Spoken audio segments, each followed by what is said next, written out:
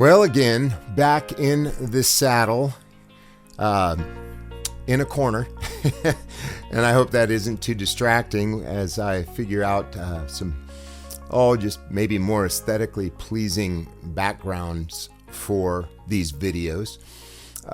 This particular video is the first that I'm recording here in Northern California. I got assigned a position to help 3 dying churches. And if they picked a guy like me, you know they were desperate.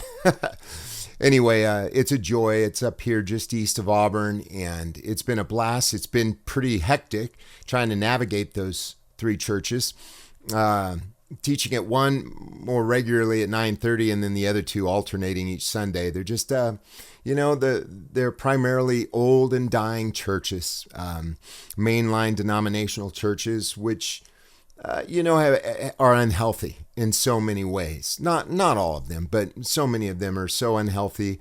And in my humble opinion, I believe they're unhealthy primarily because Jesus is left out of the picture. And so whatever God grants me in terms of the communication of the kingdom and grace of God, I'm just grateful for it. And he's opened up a door. I have a place where a house, a parsonage, which is actually really wonderful. And it's meager, but I'm just so thankful. And anyway, again, back to the video. This first video has to do with the issue of salvation. Salvation. Now, for those who are believers in fulfillment, we have been confronted with people who aren't careful in their study of the scripture. They aren't careful in terms of the good news. And they have limited so much to AD 70. Now, AD 70 absolutely was significant. It was huge. Our Lord talked about it in Matthew 24, Mark 13, certainly Luke 17, Luke 21. And I happen to believe that the book of Revelation is really John's Olivet Discourse, just in great, great detail. But the salvation picture is much bigger than AD 70. It wasn't just salvation from God's wrath through the Roman armies. Definitely, that was judgment, and that was the wrath of God against the Pharisees. Even they admitted, hide us from the face of him who sits on the throne and from the wrath of the Lamb. Matthew 21 speaks of the anger of the Lord of the vineyard. But what we're dealing with here is an eternal salvation, something that refers to the deliverance of the soul from guilt. And I encourage you to check out my series, The Primary Message of the Bible, Jesus and the Rescue of the Conscience from Guilt. And that is what is so much, infinitely bigger than AD 70. Now, at a time in this particular series, I will deal with AD 70 and how that pertains to Jesus Christ's high priestly ministry. And so that this is part 1 of this series. So I will deal with that. We'll look at various chapters in the book of Hebrews, not the least of which are chapters 8 through 10. Well, there are many preterists, right? Preterists, the term just means past. And everybody is a preterist to some degree. If you believe that Messiah has come and died for sins, you are a preterist. You believe that some prophecy has been fulfilled. But for those like myself who are believers in total fulfillment, that is, Christ has fulfilled all that pertained to new covenant redemption, as prophesied in the Old Testament scriptures. Some in the preterist camp go to extremes. The question should be asked, are many preterists inadvertently damaging the kingdom message by saying things like salvation are no longer applicable for us today? Preterists are often guilty of the following: mere cerebral pursuits. It is a game for so many people. It was a game for Bertrand Russell. It was a game for every liberal theologian. It's a game for this sort of creepy and subversive and dishonest sect within preterism. By the way, there's sects within Christianity, so it's not just an issue inherent with preterism. It's an issue inherent with all of those who claim faith, who have a human heart.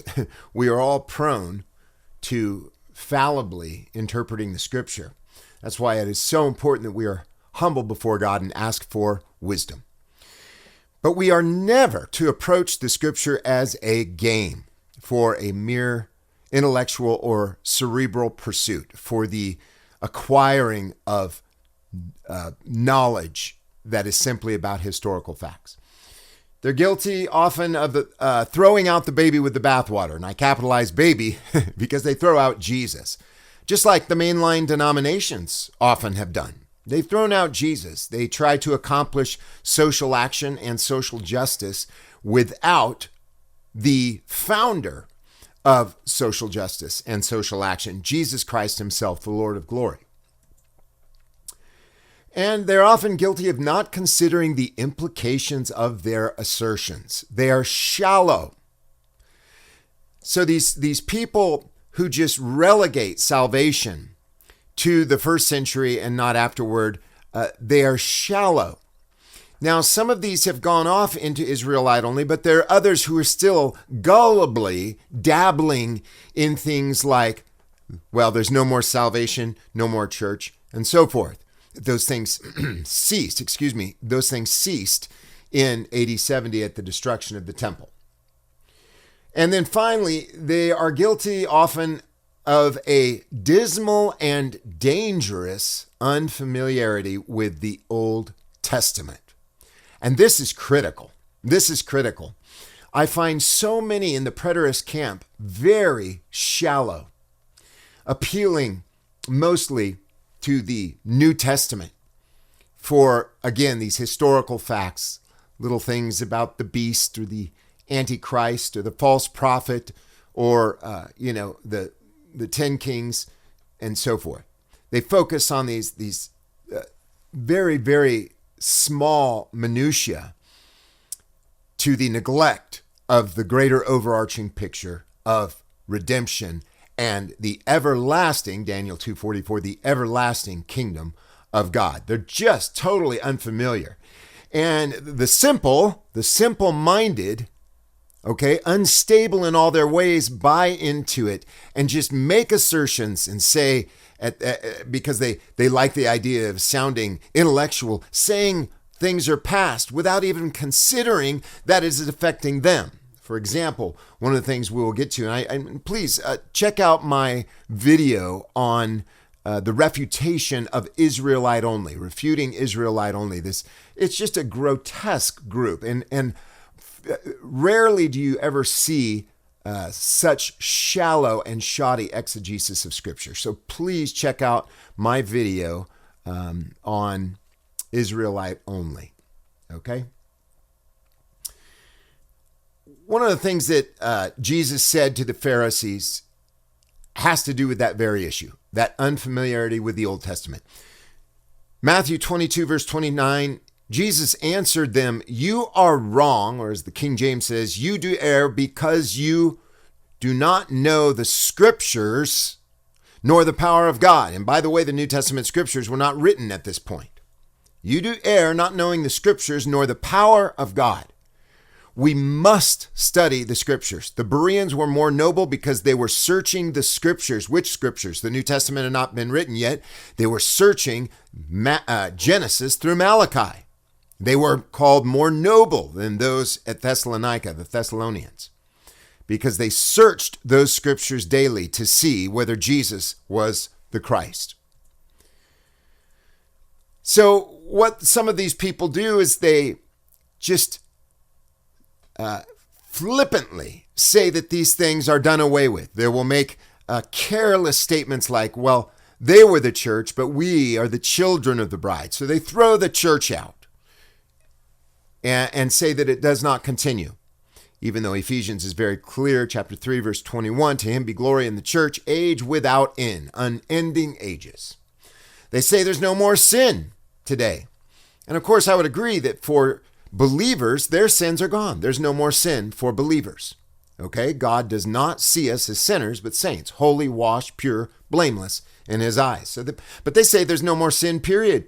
That Jesus only died for those pre-AD 70. No more sin. Eternal life. This is where they head into the Israelite only. They say that eternal life is a pre-AD 70 phenomenon. Salvation, again, that's what we're going to study in this series. They say that's gone. Jesus' death only applied for pre-AD 70 Israelites. Rank heresy.